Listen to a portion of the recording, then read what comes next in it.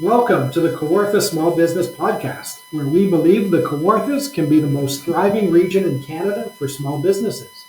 So we created a podcast where we have million-dollar conversations that help small business owners thrive. I'm Brian Rump from Profit Coach. And I'm Matt Geraghty of Geraghty Digital. And we are recording from the Thrive Podcast Studio at Thrive Co-working Community in downtown Lindsay, Ontario at 18 Kent Street West.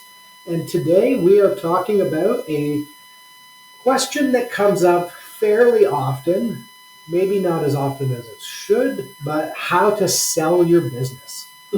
And I think I have some great advice on this and an interesting perspective.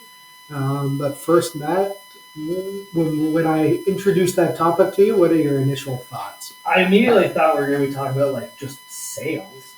But no, you're talking about hey, I'm done with this business. I want to sell it. I want to sell the business. We're talking about selling your actual business. I don't think a lot of people even think that that's a thing or possible. I agree, and I think it's a wasted opportunity.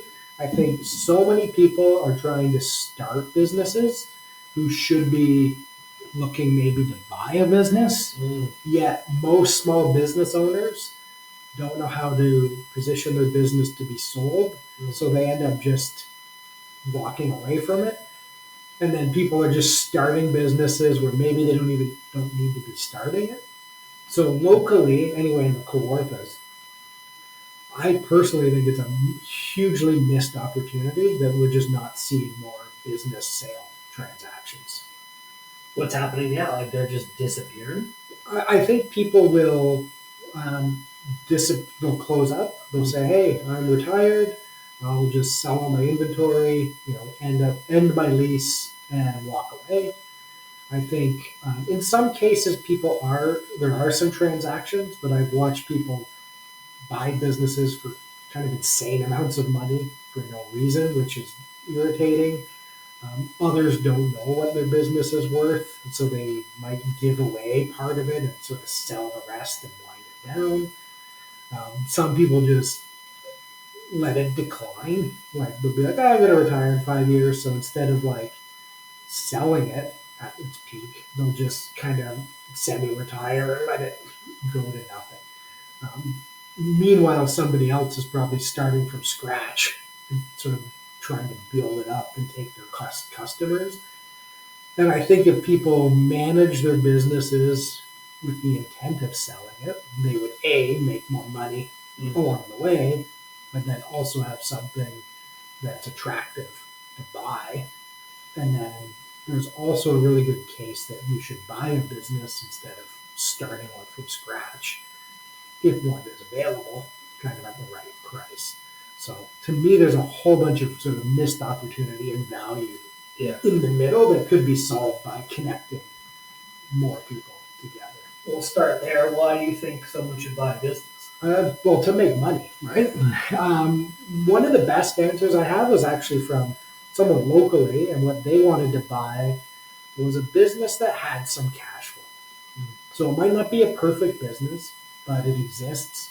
People are aware of it. And from day one, some customers are going to show up and make sales. So instead of, say, putting out a huge amount of money to get your doors open, and then you turn that open sign one day, and you're like, "Oh, I hope someone shows up today." If you buy a business, you are at least probably going to have some sales and cash flow from day one. So you might be paying off a loan that you used to buy the business, but you're at least going to have some cash coming in. And when we have cash coming in, we have options of what to do with it and how to manage it.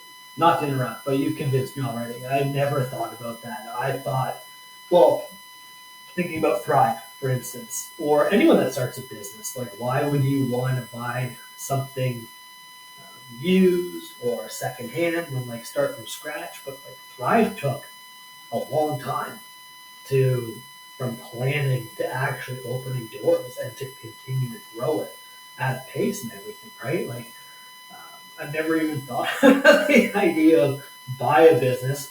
You don't need to then, my office isn't going to be open for 3 to 6 months, or a year with construction, and then I got to plan all this, and I've got hundreds of thousands of dollars to spend before I can even ask for a dollar back. The idea of being able to walk right into a business and then make the tweaks to make it your own as you go is incredibly appealing. Yeah, it's about making money, and then you can make adjustments. You can get to know it. Oftentimes, I thought in every business and sale transaction I've been adjacent to, I've never personally been part of one. Well, I've been an asset that has transferred as an employee, but there's a real lack of due diligence and planning, which to me just is an opportunity of like when you buy a business, the right price for a business is always the most someone's willing to pay for it, Yeah. and the least someone's willing to sell it for. Beyond that, you buy a business because you see opportunity. So some people buy it just for the cash flow of what's coming in. They might want to run it as it is. They might want to slowly make adjustments. Some people buy a business for the capability it has, the customer base that it has. There's all sorts of reasons to do it. But at the end of the day, it's about making money, and it's the faster path to making money. And you want to have a plan to do it so you see it as value. So it's like, hey, I'm buying a customer base that spends $1,000 a day is what you're buying. And you want to turn that $1,000 to $2,000 a day. So versus going from $0 to $2,000. So there's a value there for that. So we're buying it because we smell and see opportunity. Yeah, that's a good point. And I've never even told you this, but recently I started thinking about very, very, very, very, like just a random thought. Yeah. Another marketing agency locally. Why don't I join forces with them?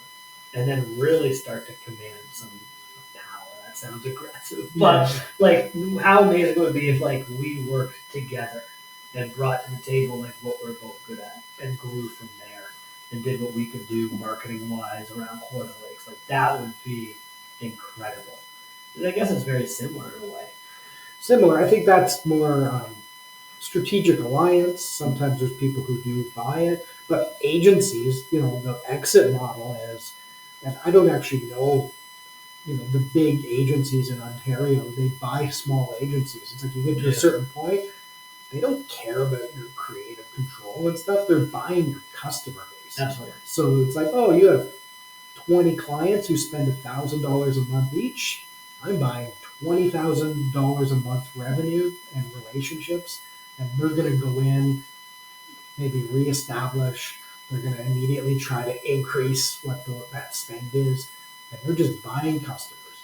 Like they could go and do marketing and try to steal those customers, but it's probably cheaper for them to just buy a smaller agency, and then you get rid of their competition and you get their customers, and then maybe you retain their best employees to now work for you.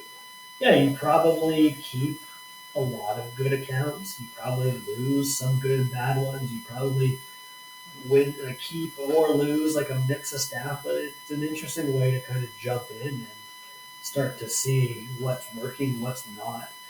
But then I also wonder about the question I always ask myself when I'm talking to other business owners, like, are you a business owner or are you really passionate about something? So is someone that's really passionate about digital marketing want to come in and buy my business, and are they going to be able to help it? Are they going to be able to fix it? Are they going to be able to improve it? Or do they just are really good at social media? And like, I don't think buying a business maybe is the best thing for them. Yeah, I think you have to know, what is it you're buying, and that's part of your own due diligence of what you're buying, why are you buying it, is the price make sense? Because there's people, I helped last year do some due diligence a little bit for someone who was like asked to buy a business they were working in, and the price tag was to me so insane that I was like, I can't charge you a penny.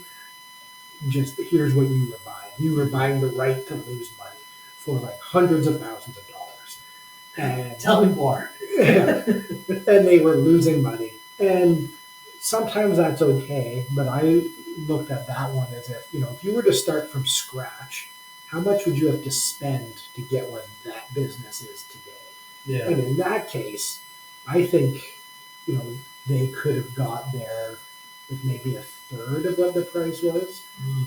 So it's like you were building, still losing money, which is okay in some cases if it's planned, but like you could do better on your own. So it wasn't a good business to buy. But for example, if you were starting a business and you're like, okay, for 2 years I'm going to make no profit and it's going to cost me $200,000 to do the marketing and build up the capacity so that this business is profitable, and you had the chance to buy a business for 100,000, you would take that bet Sure. every single time, right? So I think like people who understand that are always out looking for businesses and acquiring because they now have enough money. Maybe they can acquire a business. Mm-hmm. Usually they borrow that money Sure. and they, buy the business, keep enough profit from that to sort of pay for the loan and, you know, um, pay themselves some money. And then they might build it up and sell it to someone else. Yeah. Why do you think people don't think about buying or selling their businesses more? I think locally it's hard to like. It's a problem, but to bring this to coaching and where we were going to go all along is people don't run their business to any sort of system or framework. Most businesses don't even know who their customer base is. They don't have any policies. They got some random employees that have been there forever. They might not even track how much money they're making. So they're not running a solid foundational business, so they don't know how to even start the conversation of what's this worth. And then as a seller or buyer, you don't know how to do a little bit of due diligence to know what it is you're actually buying. Yeah. So when that unknown gap is there, you just don't do it. Mm. But I think, if you're running a business and you learn those fundamentals, you're going to A, create something that's better to buy, B, understand what you're looking for in buying something so that if you do find a deal, maybe you buy it and your whole plan is to just organize it, right? People buy businesses in chaos all the time and then they just apply kind of the simple stuff and then suddenly it turns around and they get their money back and now they have a business that's worth a lot more. That's interesting. I, for years, have told you this, and every time I talk to a contractor, often, I'm like, I'm going to start that contracting business just as a way to, because I know I can print leads for them. And there's no one else doing it locally. But now I'm like, well, why don't I just try to help those businesses? So I've got the HVAC, I've got the plumber, all those different people. But like, for a time, I was like, I'm just going to create this business just to funnel leads into it. Oh, that was years ago. I remember thinking a great business would be just a contractor marketing business. Yeah. Where you get all the calls for everyone and then you farm them out. And there's apps that now try to do that because the gap is just good marketing. Sure. So yeah, you can go and charge those businesses to do their own marketing. But a lot of times, if you look at shows like Dragon's Den, most of them are buying businesses because they're good at marketing. Or they know people who are good at marketing for that industry. Yeah. And they're just bringing value of like how to sell it, the knowledge of how to get it to market, and how to actually market that product without wasting too much money. And then if they know they can do that, then they're going to make money. So then it's just about what's the right price to do that when you can come in and grow it and make money off of it. Mm-hmm. I've got two more questions, I'm pretty sure. But like one of which is, where do I go to buy a business? Where's the business selling store? That's a good question. I've had a few people float the idea of like, oh, you should create like a business. I know somebody I won't mention who has like a domain name that's sort of designed to be that. There's a few websites that sort of try to broker businesses where you can go on and like buy businesses for sale. A lot of times, I think it's tough because not everyone wants to list their business for sale. Yeah. Lots of people are like, well, my business is for sale for the right price. When I talk to people who buy businesses, sometimes they just decide the type they're looking for and they just start asking people or approaching them. I know somebody looked 5 years for a certain type of business and they just kept going and identifying which ones existed. They'd look at them from the outside, they'd approach the owner, they'd start conversations. Um, so it is hard to just be like, oh, where's the business store? That said, there are a few sites around. There's some lawyers, there's some business brokers who deal with that. So if you're in the mind space of like, okay, I want to get my business ready to sell, then there's people who might help connect you to the buyer. Because there's people that will actively look to buy franchises and licenses. I don't hate the idea of having a business selling store. I kind of like that. Yeah, I think the gap one why it maybe hasn't worked is just marketing of like getting people, and then how do you make money and gatekeep off of that? Because a lot of it would be like listings. There's a process that's usually like non-disclosure of like what information you share and when. So a lot of brokers do it. And I think there's a lot of segmented industry-based sort of business stores if you're in that realm, but it's hard for like people like you and I to just go tire kicking and like fire up the business store and like look at businesses. Yeah, because like I've heard of a couple, I want to say a handful locally, like, oh, that guy's been trying to sell his business for years. I'm like, that might not even be true. Oh, like, how do you find that out? And there are people who will always be like, well, my business is for sale if someone wants to buy it, but they're not actively trying to build a business. Oh, for sure. That's worth selling, right? And yeah, I don't know how, like those stories, I'm always skeptical and it's like, oh, they're trying to do this. It's like the people like, well, I'm trying to hire someone, but I haven't even tried, but yet no one's showing up wanting to do the exact job that I need help with. Yeah. For the price that I'd be maybe willing to pay them. But if you actually go out and try, you could find something. That's interesting because like I've always been pretty open with the idea of like I'll sell my businesses. I've never like thought about okay, this is how we're gonna package it and sell it. And I've even up until right now, actually, I was like, I'm gonna die doing managing digital. Maybe I don't though. Like if someone came to me and was like, hey, I want to buy that book of business, what's it worth? I would entertain it right away. And I think maybe that obviously you have to weigh a lot of factors and risks and everything, but my ego tells me if I sold Magic Digital for like enough that I was happy to live for a couple of years and like I figure something else out. I would go. Yeah, that's what like serial entrepreneurs do. Yeah. Like some are built for building businesses. I've heard a few stages. Some people are only meant to start businesses. Once they start them, they sell them to someone to build. Sure. Once they're built, they sell them to someone to really grow it, and then they sell it to someone who's really going to scale it. Yeah. Some people are good at the whole spectrum, where they bring in the right people at the right time. Others just, they sell it and they turn over their businesses. I think sometimes get lost in like the big stories of people selling for millions and millions.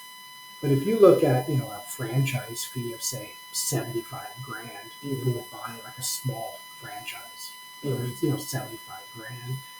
But yet there's probably lots of businesses you could buy for say 20,000 even. Like the people who are going to do nothing and walk away. It's like if you offer them just a check for what they do have, there's value in that. So even long-standing business, there's huge value in their phone number, right? Like if you've got a service-based business and 10,000 people have your magnet on their fridge and they just phone you, like there's value just in that phone number, nothing else. So it's trying to understand what that value is and maybe look to buy something like that. Yeah, there's value in having a domain, like a website that's a couple years old, and you can hop into a website like that and start ranking right away also. Oh yeah, there's lots of like people who start like a lot of it's like personal financial blogs, and then businesses just buy. And it's like, oh, I sold my blog, but they basically bought it for the traffic. Yeah, and then they're adding that to their sales funnel and what they're capturing. So There's lots of businesses like that but from a small business, it's really, you know, how do you, you should be thinking about how to sell it. Yeah. I think small businesses should be thinking of buying other small businesses just to help jumpstart your growth a little bit. And then there's the how you set it up to sell. That was my next question. So I said I had two questions, one of which was, where is the business for sale store? The other one is like, okay, I want to sell my business, or I want to put my business on the market, or I want to know what my business is even worth. What do I do? All right. So, yes. I go to you. All right. Yeah, you can come to me. I can help. I am not a certified business valuator. So there's kind of two conversations. One is sometimes accountants will get involved and they worry about the transaction. So a lawyer, accountant will kind of help you out. Again, there's never a right way of like, how do I decide the value? There's industry standards. They look at different metrics. They're always adjusted because most small business anyway, their records are crappy. Mm-hmm. So usually it just comes down to the number. And then there's some accounting technical stuff of like, is it an asset sale or a share sale? It's not really about any of that. And then there'll be sometimes if you're borrowing, they'll try to get an evaluator to like give a third party like appraisal of what it's worth. Most of them are always wrong. The biggest thing you can do is invite someone into a story where they are the hero for buying the business. So if you can help them see themselves as the hero who bought this good business that they can then grow, you have some value. How you do that is things like, does your business have a core mission and objective of what it's going for? Does it have a marketing system that's designed to bring in consistent leads? Does it have a sales system that has everyone on staff fine-tuned to be able to sell the product? Does it have a management and productivity system that helps manage all of that? If it does, now it's easy to now see yourself as the pilot in that business. So you have a structure in place, systems in place. You can understand what the business is, that it has some marketing going. So now you can look at oftentimes at the end of the day, the multiplier of what you buy for is based on the sort of earnings before income tax, depreciation. So EBITDA, if we want to throw out acronyms. And some businesses are 10 times EBITDA. Most small businesses are like 2 to 3 times. If you have a finely tuned one, when you know that that's consistent, you might get to 4 to 5 times. Every industry is a little bit different, so it is a bit of a guessing game. There's also times where people are just buying all the assets and capabilities. But at the end of the day, it's all about how fast can I make my money back and make more money. So if you come in and you're like, oh, we could add more products, or we could invest more in marketing and grow, or this business is great, but they chose to remain at 5 people, and we can go to 10 people, and we can more than double the sales. Now you start seeing what that value is, and how much work you have to put in. So you might go for a lower price if it's something like, hey, this business is doing great, but they don't do any marketing. So you as a marketer might say, I'm going to just buy this business, do marketing, grow it, and then sell it. Sure. Right? Or this business doesn't have a management and productivity system. So let's implement that. So now we can get our team aligned. We know who to hire. We know what our processes are, and that just makes us more and more profitable. It sounds like I need a lot of money to buy a business, though. I disagree, and that's where I think small businesses, especially, like, again, you might be exiting with a fairly small amount of money, or your choice could be close the business, or just let it die, and you're getting nothing. So if somebody offered you $50,000, you might be ecstatic. Sure. Which is not really a lot of money in the grand scheme. of things, especially if you had to come in and start building it up, because you might already have some staff, you have some equipment, you have some customers. So, there's probably some bargains out there. Yeah, that's awesome. This is interesting. I've never really thought about this. I've only ever thought about succession planning, which I think I'm maybe even too young to think about, but I do always think about that. I kind of like the idea of I need a succession plan in place and a sales plan in place. Sometimes Like, the succession plan is a sales plan. sure. And sometimes again, it could be succession or sale to an employee. So some people are selling the business to their existing employees. And it might be a 5-year plan of those employees buying shares as they go. So in lieu of, say, a bonus, it's like, and now they're also incentivized to like grow the business because they're going to take it over. So that's where, that's a common type of succession plan. You're probably thinking succession in terms of like giving it to your kids, which is sometimes the same idea where kids or family are buying in. And there's some like legal things we can worry about.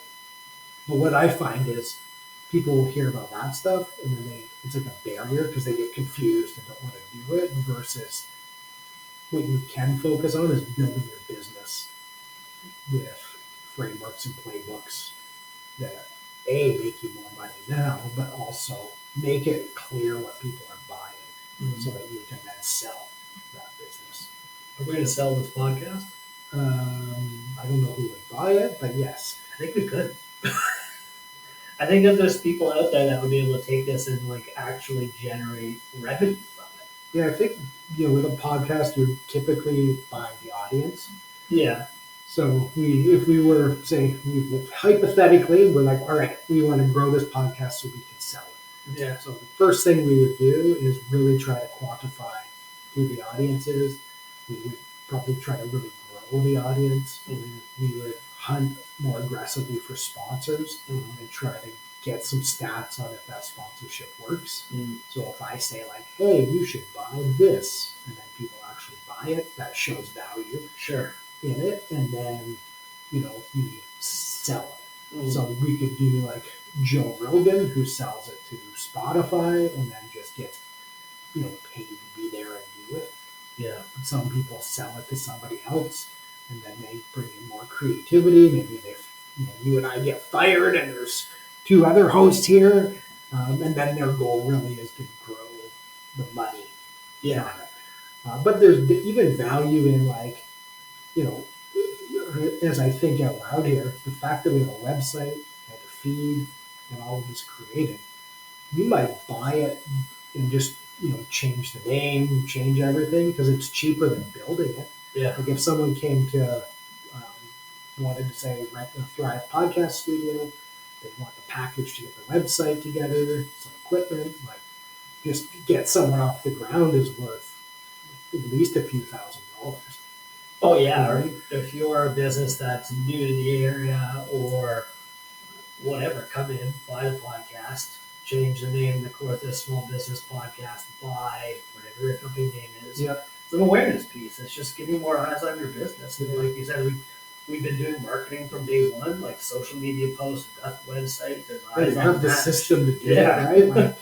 Like, I think we probably wouldn't it wouldn't make sense to sell it, and like for the some time we have in it, like I would want a lot of money to like compensate for that time. I'd rather sell someone a package to like consult on creating the one from the start, but like it's worth at least a few. It's in the thousands, and we don't even we have had some sponsorship, but our revenue is fairly low in terms of direct to podcast. I think we've both benefited from the marketing awareness for ourselves. So again, if you calculate that value, like it's worth something. What if the city came, bought the podcast, and then told us what to talk about? Would you do it? No. That would be, I think, if I wanted to be a media personality podcaster all day long. But my goal is to help businesses make money, right? Like that's what I get up and think about. And the podcast is a great way to market, to have conversations people can listen to, so that by the time they sit down with us, they already trust us and know that we can help them. So there's huge value in that too, because I'm not having 5 meetings with someone, or I'm not spending $5,000 in marketing on awareness and education to get them to the point where they trust us. Like, it's like, here's our podcast, listen to 3 or 4 episodes. Do you think you want to have a conversation with these two idiots? And usually that answer is yes, or we don't even hear from them, which is great because it saves us some time. Yeah, I can be bought for anything under any circumstances, but I like the podcast for the marketing purposes. But I really enjoy having people on here and talking to them. Almost every time I start a conversation with someone on the podcast, into my head, I'm like, this isn't going to be interesting. Like, I already know this person really well. Or we've got someone on where I'm like, I don't really care about this thing. But I'm always interested. Like, I talk to them, and there's always something interesting that comes up business-wise that I love learning about. Yeah, I think our listeners give us feedback like that as well. It's like once you get someone to invest time to listen to it, like, they're getting value from it, which creates value. So that's, as a business, you have to recognize the value you're creating and set it up so that you can communicate what that is to someone, and at least give them a price to be able to contemplate buying it, and then be able to have them see how they can, bring their skills to make it better. Yeah, that's the recipe for selling. Someone once told me, though, and this is an answer to my question, it's way more appealing for a buyer to have property in it. So if I wanted to have, like, self-thrive, people would be more interested in buying it if they had property. I don't agree with that, but what do you think? I also don't really agree with that. I think that plays into some biases where there's people who love property and real estate, and I think I've talked a lot about I'm not fully in that camp. And actually, the people I know who make way more money don't really see that either, right? They're looking for, usually it's marketing value. Oftentimes when they buy a business, there's something they can add that's going to make that business better. So maybe they have great marketing, but their technical way they're doing something is like not very good.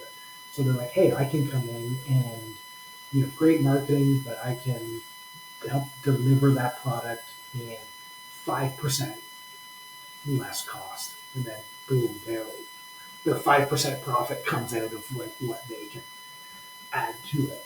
The property, maybe, if it's a way to catch hold of that property, and in the run up or the recent boom we've had, maybe people were like, well, I'm just going to buy the business because it has the property, and then I'll just not care about the business. And when it dies, it closes in 5 years, I'll sell the property and make my money back. So there's a little bit of, if we're approaching it purely as an investment, there's a lot of things. But from a small business perspective, it's more about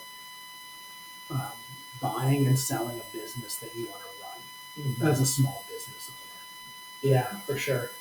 I disagree with it too, just based on what I've also talked about as well. And I don't want to own more buildings. I don't want to own property. I love the idea.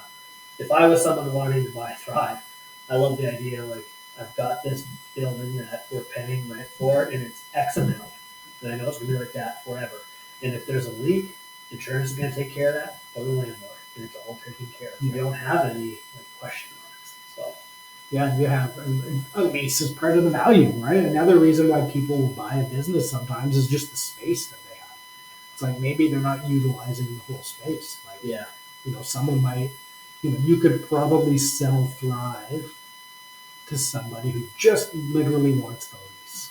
And what the facility is. So I think it would be, probably the opportunity cost of what you could build over time, it wouldn't be as good, but there's at least value in someone who wants to do the same thing, and instead of them going hunting, finding a building, putting in the leaseholds to build the same thing you have, they could just write you a check to kick you out for what you have, and that's a a way to do it. So That's a good point. Like, yeah, if you are a financial advisor or a realtor that needs an office and wants it downtown Lindsay, you don't even need to rent an office from Thrive. Just come buy our building, and then you have your office for free because you can turn around and flip those offices yourself. Buy your business. If they buy the building, well, yeah, they just buy the lease. But I like buy the business, and like, yeah, now you've got access to these business owners. You've got that built-in networking. And if you weren't very bright and didn't have me to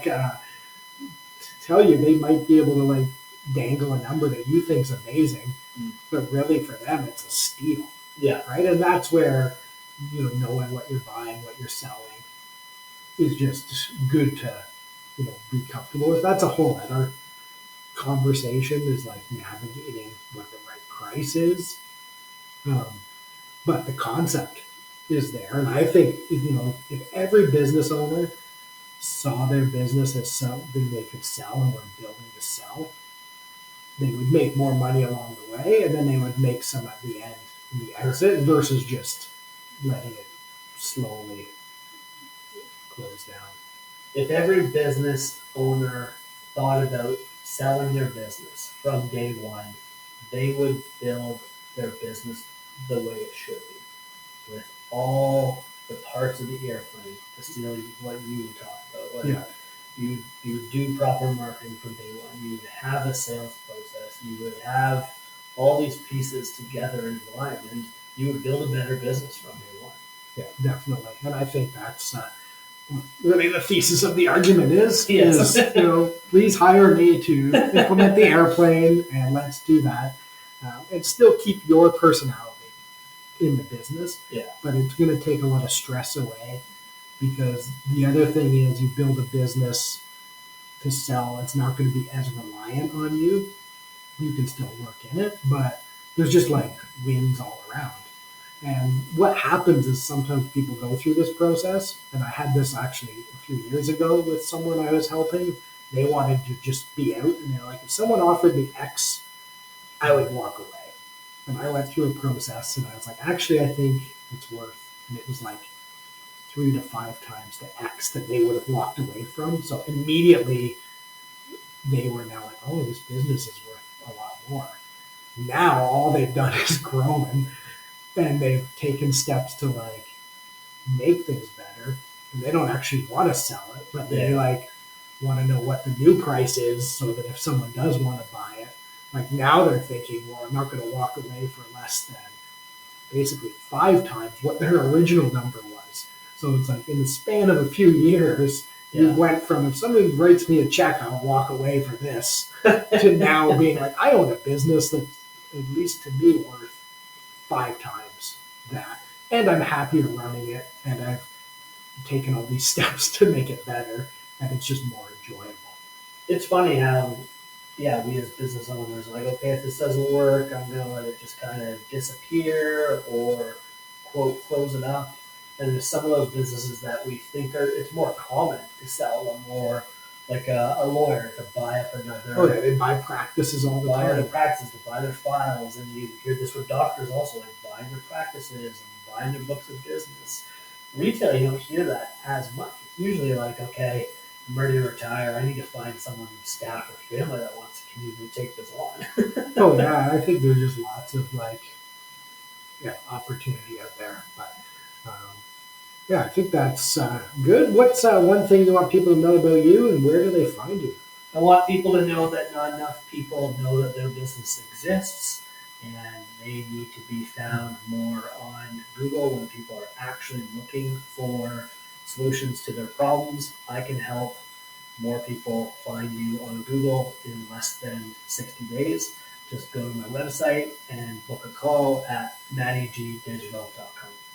All right, and I want people to know that I am a business coach that helps your business get money with grants, increase sales, and streamlining your business for revenue and profit. Find me at profitcoach.ca.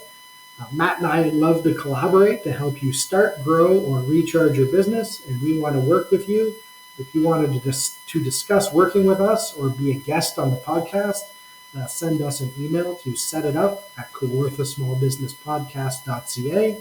And remember, we believe the Kawarthas can be the most thriving region in Canada for small businesses.